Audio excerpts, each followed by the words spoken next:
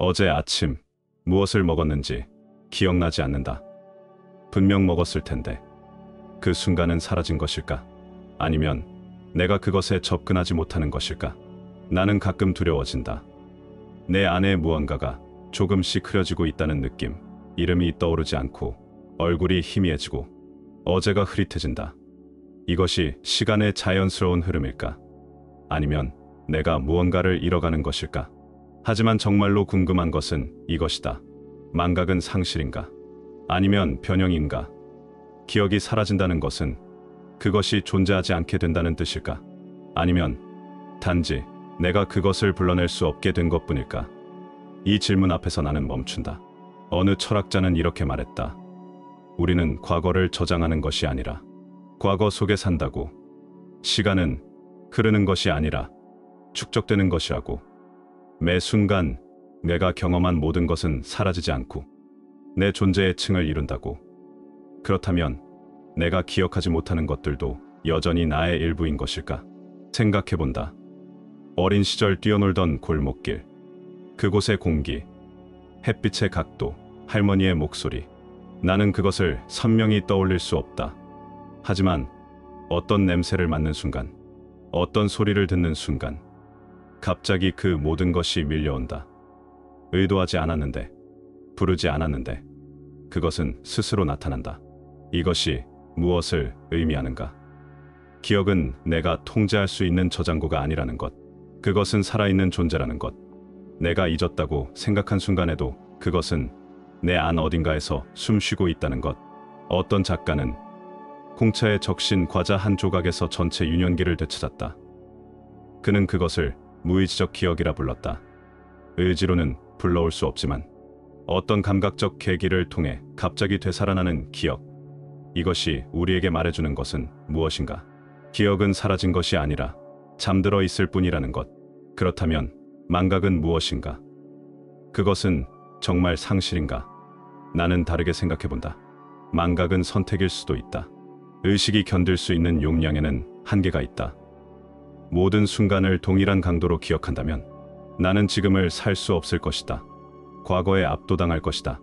어떤 사람은 모든 것을 기억한다. 그들의 삶을 들여다보면 그것이 축복이 아니라는 것을 알게 된다. 사소한 모욕도, 작은 실수도, 지나간 고통도 모두 생생하다. 그들은 과거에서 벗어날 수 없다. 망각하지 못하기 때문이다. 망각은 나를 보호한다. 불필요한 것을 크게 만들어 중요한 것에 집중하게 한다. 고통을 희석시켜 내가 앞으로 나아갈 수 있게 한다. 그렇다면 망각은 상실이 아니라 재구성이다. 나의 존재가 스스로를 편집하는 과정이다. 하지만 여기서 또 다른 질문이 떠오른다. 그렇다면 나는 누구인가? 내가 기억하는 것이 나를 만드는가? 아니면 내가 잊은 것도 여전히 나의 일부인가? 생각해본다. 지금의 나는 과거의 모든 순간이 축적된 결과다. 내가 기억하는 것도, 기억하지 못하는 것도 모두 나를 형성했다. 어린 시절의 상처, 학창 시절의 우정, 첫사랑의 설렘, 실패의 쓰라림. 그 모든 것이 지금 내가 반응하는 방식, 선택하는 방식, 느끼는 방식에 영향을 미친다. 내가 왜 어떤 사람에게 끌리는지, 왜 어떤 상황을 피하려 하는지, 왜 특정한 단어에 가슴이 먹먹해지는지, 그 이유를 의식적으로 설명할 수 없어도 그것은 내 안 어딘가에 새겨진 기억의 흔적이다. 그렇다면 기억은 단순히 과거의 복사본이 아니다. 그것은 살아있는 힘이다. 지금 이 순간 나를 만들어가는 힘이다. 내가 그것을 의식하지 못해도 그것은 작동한다. 나이가 들면서 기억력이 약해진다고 말한다. 이름이 떠오르지 않고 약속을 잊고 어제 한 일이 흐릿해진다. 이것을 두려워한다. 내가 사라지는 것 같다고. 나를 구성하는 무언가를 잃어가는 것 같다고. 하지만 정말 그런 것일까? 아니면 존재의 방식이 변화하는 것일까? 젊은 시절 나는 모든 것을 흡수했다. 새로운 정보, 새로운 경험, 새로운 관계, 끊임없이 쌓아 올렸다. 그것이 성장이었다. 하지만 어느 순간부터 달라진다. 더 이상 모든 것을 받아들이지 않는다. 선택한다. 무엇이 중요한지 알게 되었기 때문이다. 불필요한 것은 흘려보낸다. 이것이 망각이다. 그리고 이것은 지혜일 수 있다. 어린 시절의 기억은 희미해지지만 그 시절의 본질은 남는다. 구체적인 날짜와 장소는 잊혀져도 그때의 감정, 배운 교훈, 형성된 가치관은 내 존재의 기반이 된다. 이것이 더 깊은 형태의 기억이 아닐까? 그리고 때로는 잊었다고 생각한 것이 갑자기 돌아온다.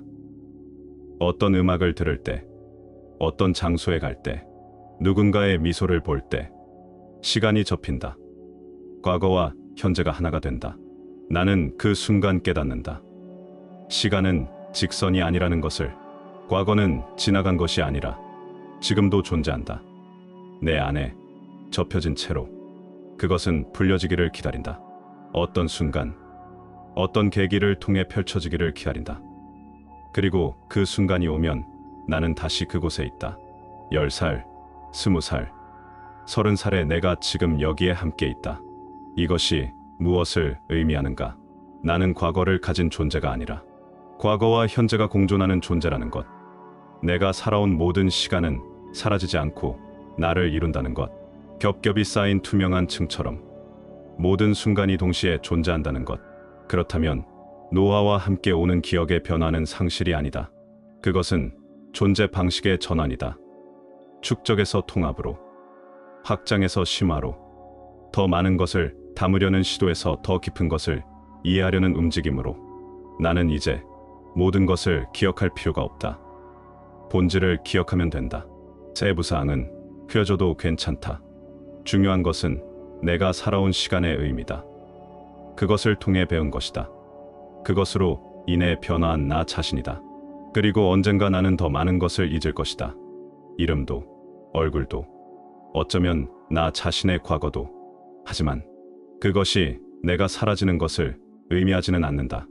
왜냐하면 나는 기억 그 자체가 아니기 때문이다. 나는 기억하는 존재이기 때문이다. 기억은 내용이 아니라 행위다. 과거를 소유하는 것이 아니라 과거와 관계 맺는 것이다. 그 관계가 변할 수는 있다. 희미해질 수도 있다.